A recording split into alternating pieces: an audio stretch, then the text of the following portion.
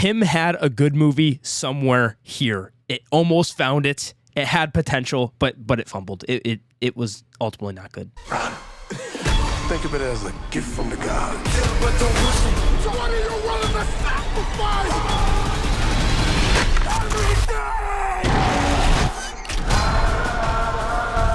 What's up, everybody? My name is Austin. This is my spoiler-free review for the movie Him.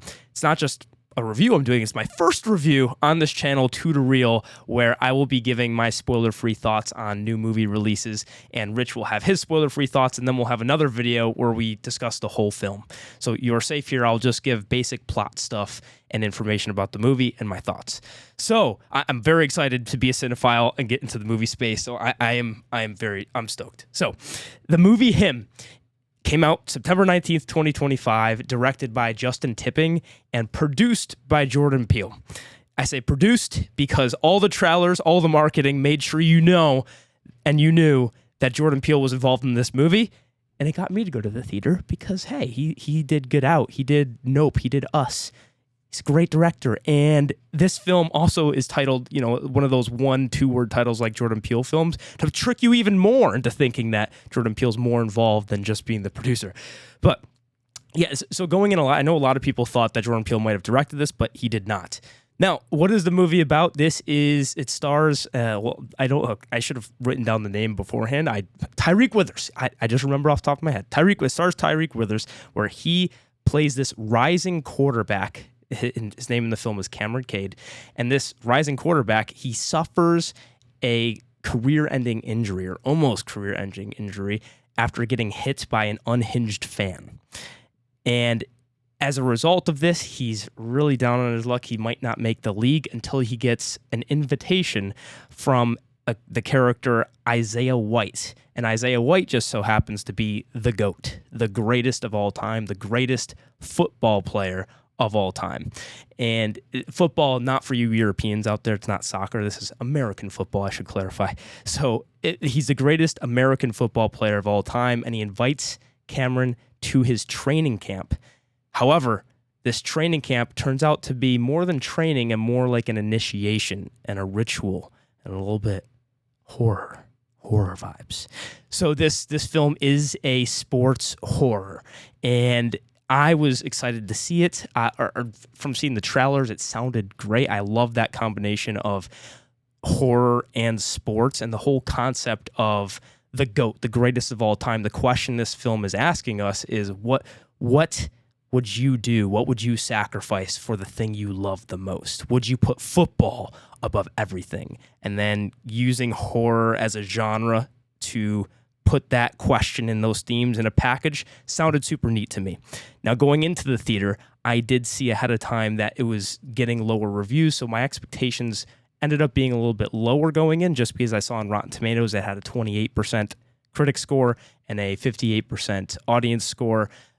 So what happened? Let me talk about the good and the bad in my reaction to the film. So I'll say the good, the question that's being posed here of what would you sacrifice to be the GOAT, those themes that I've loved in other movies, which I'll talk about in a little bit, those type of questions, that intrigued me. I think it's a great concept and idea to put the whole sports aspect into this horror world, because when you think American football, it's very physical. People get CTE. You see lifelong injuries from this sport, so you can very easily see how this could be an interesting plot to dive into that question. And I hadn't seen many sports horror films before, so that interested me alone.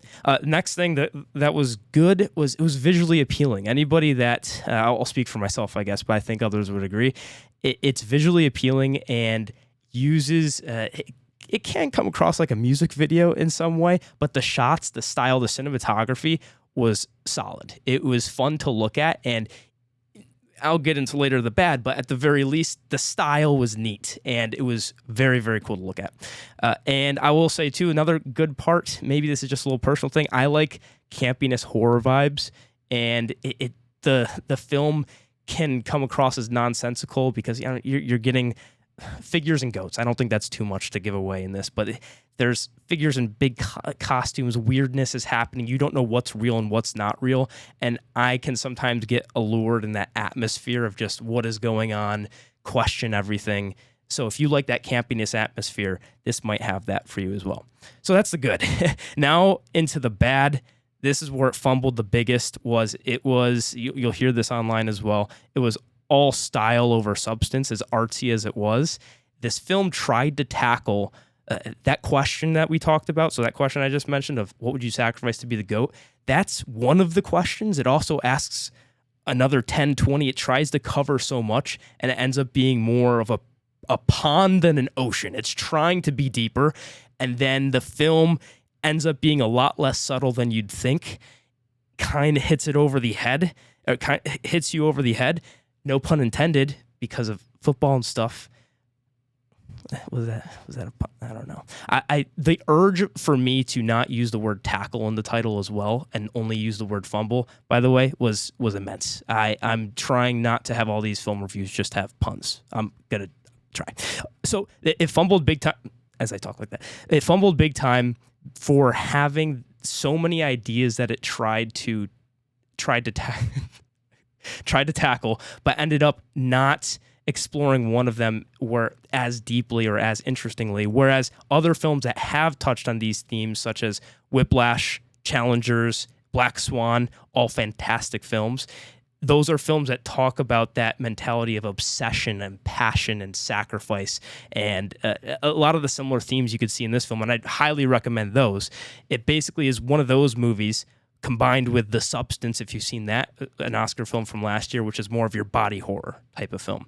That's something that worked better for me. So that was one bad. Another bad was that the plot, like the theme as well, the plot just gets lost. It meanders and goes in a lot of directions, and for it being formatted the way it is in this 6-7 day structure you'll see in the film, the days aren't exactly.